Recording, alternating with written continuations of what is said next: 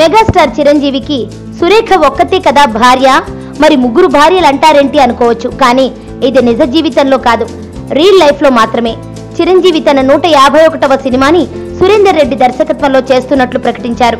పరిశ్రమ వర్గాల సమాచారం ప్రకారం రాయలసీమకు చెందిన స్వతంత్ర సమరయోధుడు ఉయ్యాలవాడ నరసింహారెడ్డి జీవిత కథను సినిమాగా తెరకెక్కించాలని అనుకుంటున్నారు.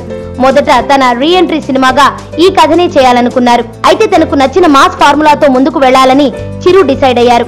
ఇక అసలు విషయానికి వస్తే ధృవ మూవీని హై టెక్నికల్ వాల్యూస్ తో భారీగా తెరకెక్కించాడు సురేందర్ రెడ్డి. సురేందర్ పనితనం బాగా నచ్చిన చిరు తన డ్రీమ్ ప్రాజెక్ట్ ఉయ్యాలవాడ నరసింహారెడ్డిని డైరెక్ట్ చేసే బాధ్యతను అప్పగించాడు. దీనిపై రీసెర్చ్ మొదలుపెట్టిన సురేందర్ రెడ్డి ఉయ్యాలవాడ పుట్టు పూర్వోత్తరాలు బయటకు తీస్తున్నాడు.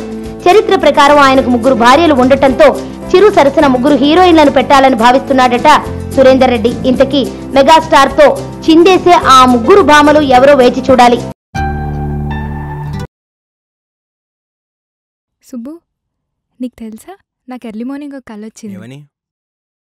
నువ్వు నన్ను జ్యువెలరీ షాప్కి తీసుకెళ్ళి వడ్డానం కొనిచ్చావంట. ఏ టైంకి? గుర్తులేదు సుబ్బు, 5కి అనుకుంటా.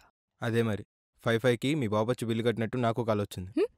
గీతా సుబ్రహ్మణ్యం, ఈ జంట పేరు గీతా సుబ్రహ్మణ్యం.